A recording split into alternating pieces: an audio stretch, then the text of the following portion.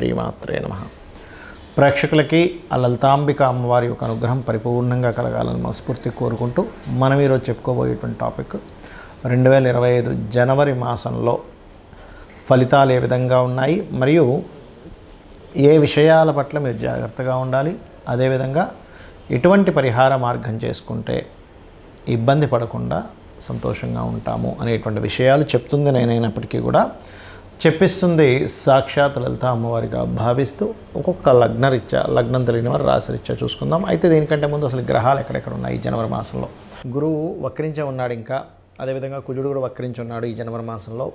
అదేవిధంగా కేతు కన్యారాశిలోని, బుధుడు వృశ్చికంలో ఉంటూ 4వ తేదీ ధనస్సులోకి, 25వ తేదీ మకరంలోకి ఎంటర్ అవుతున్నాడు. చంద్రుడైతే మొత్తం ఒక నెలలో ఒక రౌండ్, అంటే ఈ యొక్క మకరం నుంచి మళ్ళీ మకరం వరకు చేరుకుంటాడు. రవి 14వ తేదీ ధనస్సులోకి, ధనస్సు నుంచి మకరంలోకి, శుక్రుడు శని కుంభరాశిలో ఉన్నాడు. ఈ శుక్రుడు మీనంలోకి రాహువుని చేరుకుంటాడు, రాహు మీనంలో ఉన్నాడు. 28వ తేదీ చేరుకుంటున్నాడు. అంటే ఆల్మోస్ట్ నెల రోజులు మొత్తం శుక్రుడు ఇక్కడే ఉంటాడు. మేషలగ్నము లేదా మేషరాశి మీకు ఈ జనవరి మాసంలో చూసుకున్నట్లయితే మీరు ఉన్న ప్రదేశం నుంచి మారడము, అది ఇంటికి సంబంధించిన విషయంలో కావచ్చు, లేనట్లయితే ప్రొఫెషనల్ రిలేటెడ్ సంబంధించిన మూలంగా కావచ్చు, మార్పు అనేటువంటిది చాలా స్పష్టంగా చూపిస్తుంది. అదేవిధంగా ఇక్కడ ధన సంబంధించినటువంటి విషయాల్లో కనుక చూసుకున్నట్లయితే ఫైనాన్షియల్గా మంచి గ్రోత్ అయితే ఉంది. రావాల్సిన ధనం రావడము, బికాజ్ ఆఫ్ ఇక్కడ పంచమాధిపతి భాగ్యంలో ఉన్నాడు, 2వ అధిపతి కూడా లాభస్థానంలో ఉన్నాడు. కాబట్టి రావాల్సిన ధనం ఖచ్చితంగా మీకు వచ్చి తీరుతుంది. అదేవిధంగా మరొక విషయం ఏంటంటే ఇక్కడ 3వ అధిపతి ఎప్పుడైతే అష్టమ స్థానంలో, 3వ అధిపతి అష్టమ స్థానంలో ఉన్నారో, కొన్ని పూర్వీకుల ఆస్తులకు సంబంధించినటువంటి విషయంలో చిన్న చిన్న డాక్యుమెంటేషన్ సరిగ్గా లేకపోవడం వల్ల, మరొక మార్గాల వల్ల కొంత డిస్టర్బెన్స్ అనేటువంటిది ఎదుర్కొంటారు. సంతానం కోసం ప్రయత్నం చేసేటువంటి వారికి చూసుకున్నట్లయితే సంతాన యోగం అనేటువంటిది కలుగుతుంది. స్పిరిచువల్గా కూడా, అంటే 14వ తేదీ లోపల మీరు ఏదైనా సంతానం కోసం చేసే ప్రయత్నం ఫలిస్తుంది. అప్పులు ఎవరికి ఇవ్వకండి, అప్పుల వల్ల ఇబ్బంది పడేటువంటి యోగం ప్రస్తుతం నడుస్తుంది 3, 6 అధిపతి 8లో ఉండడం వల్ల. కాబట్టి మీరేంటి కొంచెం హెల్త్ విషయంలోని, అప్పులకు సంబంధించిన విషయంలోని, ముఖ్యంగా నరాలకు సంబంధించినటువంటిది ఏదైతే ఇబ్బంది పడుతుంటారో వారు ముఖ్యంగా జాగ్రత్తగా ఉండాలి. ఇప్పుడు ప్రస్తుతం ఉన్నటువంటి కండిషన్లో గృహ సంబంధించినటువంటివి ఏమైనా తీసుకోవచ్చా ఏమిటి అంటే, 22వ తేదీ వరకు కుజుడు వక్రించున్నాడు. జనవరి 22 తర్వాతే ఏదైనా గృహ సంబంధించినవి తీసుకోండి. ఈ సమయంలో కనుక తీసుకుంటే వక్రించిన కుజుడు వల్ల తీసుకుందామని దగ్గర దాకా వెళ్ళి మళ్ళీ వెనక్కి రావడం ఇట్లాంటివి ఎక్కువగా జరుగుతూ ఉంటాయి. ఇక ఉద్యోగ సంబంధించినటువంటి విషయంలో ముఖ్యంగా creative field, cinema field, animation related ఇట్లాంటి వాటిల్లో, లేదా మెడికల్ రిలేటెడ్ రంగాల్లో ఉండేటువంటి వారికి కొత్త ఉద్యోగ అవకాశాలు వస్తాయి, మీకు గుర్తుపెట్టుకోండి. అదేవిధంగా లాభంలో 2 గ్రహాలు శని శుక్రులు, అనేకమైనటువంటి లాభాలు. కాకపోతే ఇక్కడ 12వ స్థానంలో రాహు కూడా ఉన్నందుకు ఎవరైనా విదేశాలకు వెళ్ళి అక్కడ స్థిరపడాలి, విదేశీ సంబంధించిన ఉద్యోగాలు కావాలి, విదేశీ మూలకంగా ధనయోగం కలగాలి అంటే, ఎప్పుడైతే శుక్రుడు మీకు 28వ తేదీకి ఎంటర్ అవుతున్నాడో అక్కడి నుంచి మరింత బలం పెరుగుతుంది. ఇక్కడికి వెళ్ళినప్పుడు ఈ గురు శుక్రులు ఇద్దరు కూడా పరివర్తన చెందుతారు. ఈ పరివర్తన వల్ల ఏమిటంటే ధనయోగం, చక్కటి ధనయోగం రావడము, మరియు అదేవిధంగా విదేశీ యోగాలు ఏర్పడడం, ఇవి జరుగుతున్నాయి. ఇక మీరు చేయవలసినటువంటి దేవతా ఆరాధన ఏమిటి అని చెప్పి చూసుకున్నట్లయితే మీరు ఎక్కువగా సూర్య భగవాను ఎక్కువగా ఆరాధించండి. శని సూర్య గ్రహాల దగ్గర దీపారాధన చేయండి. ఈ 4లో ఉన్నటువంటి కుజుడు కాస్త వక్రించి ఉన్నాడు కాబట్టి నేను మొదట్లో చెప్పినట్టుగా కాస్త అప్పులు ఇవ్వడం తీసుకునే విషయంలోని, ఏదైనా అగ్రిమెంట్స్ చేసేటువంటి విషయాల పట్ల కాస్త మీరు జాగ్రత్తగా ఉండండి. ఇక ముఖ్యంగా మీరు గోవులకి క్యారెట్స్, బెల్లము తినిపించండి, అన్ని విధాలా బాగుంటుంది. జ్యోతిష్శాస్త్రంలో ఉన్నటువంటి కొన్ని అపోహలు ఏమిటి, మిత్స్ అంటారు వాటిని, అంటే అనవసరంగా మూఢనమ్మకాలు అనుకోండి. ఇవి నేను మీకు ఈరోజు చెప్పబోతున్నాను, గుర్తుపెట్టుకోండి. ఏమిటవి అంటే ఇవి తెలియాలి. ముఖ్యంగా తెలియకపోవడం వల్ల కూడా ఇబ్బంది పడుతున్నారు చాలామంది అనుకునేది ఏమిటంటే ఏలినాడు శని, అర్ధాష్టమి శని, అష్టమి శని సమయంలో ఏదీ కలిసి రాదు అనుకుంటారు. అది పూర్తిగా తప్పు, గుర్తుపెట్టుకోండి. నేను 100% నేను రీసెర్చ్ చేసి చెప్తున్నాను. అష్టమ శని, అర్ధాష్టమ శని, ఏలినాడు శని కేవలం మీకు కొద్దిగా ఆలస్యము, అనుభవము, ఒక విషయాన్ని నేర్పేలాగా కర్మకారకుడు మీకు ఆ స్థానాల్లో ఉండి ఇస్తాడు. అంటే మీ యొక్క కర్మ ఏంటంటే ఆ సమయంలో కొంచెం స్ట్రెస్ అవ్వడం వల్ల జీవితంలో ఏది నిజమో అని తెలుసుకుంటారు, కానీ ఏది కలిసి రాకపోవడం కాదు. గుర్తుపెట్టుకోండి, కలిసి రావాలంటే ఏం చేయాలో నేర్చుకుంటారు మీరు, కలిసి రాకపోవడం కాదు.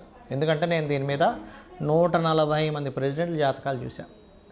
వాళ్ళకి పర్టికులర్గా ప్రెసిడెంట్లను కాదు, ఎమ్మెల్యేలు, ఎంపీలు, చాలామంది జాతకాల్లో, పెద్ద పెద్ద బిజినెస్ మ్యాన్ జాతకాల్లో, ముఖ్యంగా రాజకీయ నాయకుల జాతకాల్లో నేను చూసింది ఏంటంటే ఏళ్ళనాటి శని, అర్ధాష్టమి శని, అష్టమి శని సమయాల్లోనే వాళ్ళు పీఎంలు సీఎంలు కూడా అయ్యారు.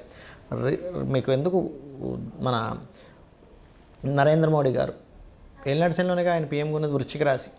జగన్ అతను అష్టమ శనిలోనే ఆయన సీఎంగా నిలబడ్డారు. మన ఎంతోమంది చంద్రబాబు నాయుడు గారు కావచ్చు, స్వర్గీయ ఎన్టీ రామారావు గారు కావచ్చు. నేను చెప్పేది ఒకటే, అంటే రాజ్యాన్నే ఇస్తున్నటువంటి శని మీకెందుకు ఏమీ కలిసి రాకుండా చేస్తాడంటే ఒక్కసారి ఆలోచించండి. ఎందుకంటే నేను ఈ విషయాన్ని ఎందుకు స్పష్టంగా చెప్తున్నానంటే, అనవసరంగా ఇది ఏమీ కలిసి రాదేమో అని ఏమీ చేయకుండా ఉండిపోతున్నారు. అది కాదు. శని అంటే కర్మకారకుడు, విజయానికి కారకుడు. కష్టం ఇస్తాడు, ఇవ్వడం నేను అనట్లే.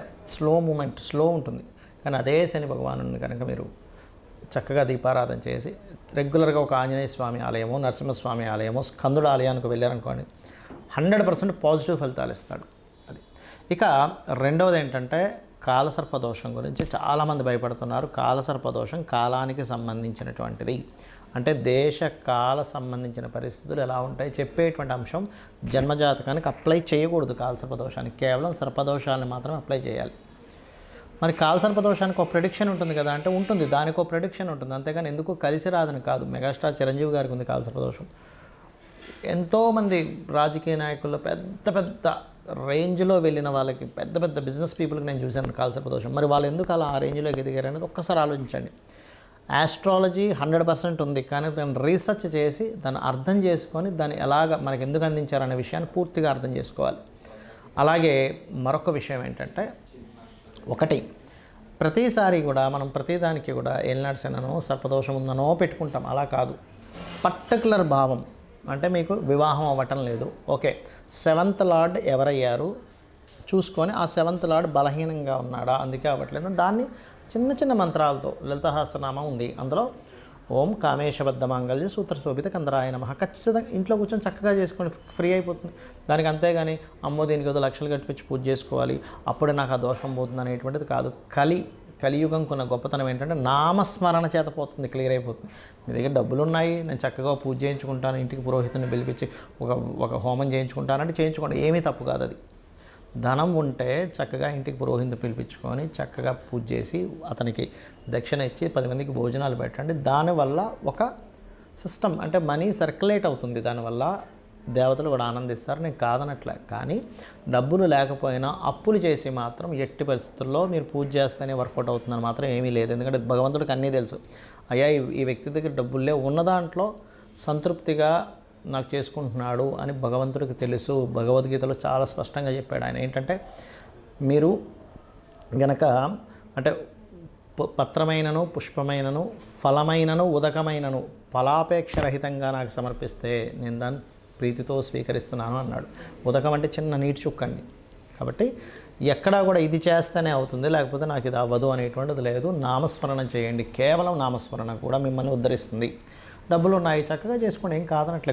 గో సేవ చేస్తారా, గోదానమే ఇస్తారా, పెద్ద పెద్ద హోమాలే చేస్తారా, యజ్ఞాలే చేస్తారా, మీ ఇష్టం.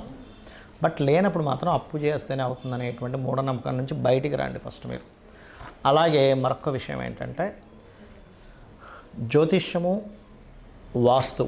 చాలామందికి ఏంటంటే వాస్తులో కూడా వాస్తు అనగానే మొత్తం మీద పగలగొట్టేస్తేనే అది సెట్ అవుతుంది అనుకుంటారు. అలా ఏమీ లేదు. చక్కగా ఇంట్లో ఏ వస్తువు ఎక్కడ పెట్టుకోవాలి, మీకు సరైనటువంటి గృహం అవునా కాదా, అన్ని గృహాలు మంచివే, కానీ మనకి సెట్ అయ్యే గృహమే మనకి బాగుంటుంది. అది ఏ డైరెక్షన్ ఈజ్ మీకు మంచిది అనేటువంటివి కొన్ని సెట్ ఆఫ్ రూల్స్ ఉన్నాయి వాస్తులో, అది తెలుసుకొని వెళ్ళండి. అంతేగాని ఏదో వాస్తు బాగాలేదని ఇల్లు కూలగొట్టేసేయడం, మొత్తం గందరగోళం చేసేసుకుని లక్షల రూపాయలు దాన్ని ఖర్చు పెట్టేసి మళ్ళీ అది అప్పులు పాలవడం కాదు. వాస్తులో వెరీ క్లియర్లీ మనకి కొన్నిసార్లు మాత్రమే, అంటే ఈశాన్యంలో బాత్రూమ్ మాత్రమే ఖచ్చితంగా తీయమన్నాడు. మిగతా ప్లేసెస్లో ఉన్నప్పుడు చిన్న రెమెడీస్తో దాన్ని మనం సెట్ చేసుకోవచ్చు. కలర్స్ ద్వారా సెట్ చేసుకోవచ్చు, ఒక వస్తువు ఒక దగ్గర ఉండడం ద్వారా సెట్ చేసుకోవచ్చు, మనం ఇంట్లో ఒక పని ఒక దగ్గర చేయడం ద్వారా సెట్ చేసుకోవచ్చు. సో ఇది అర్థం చేసుకోండి.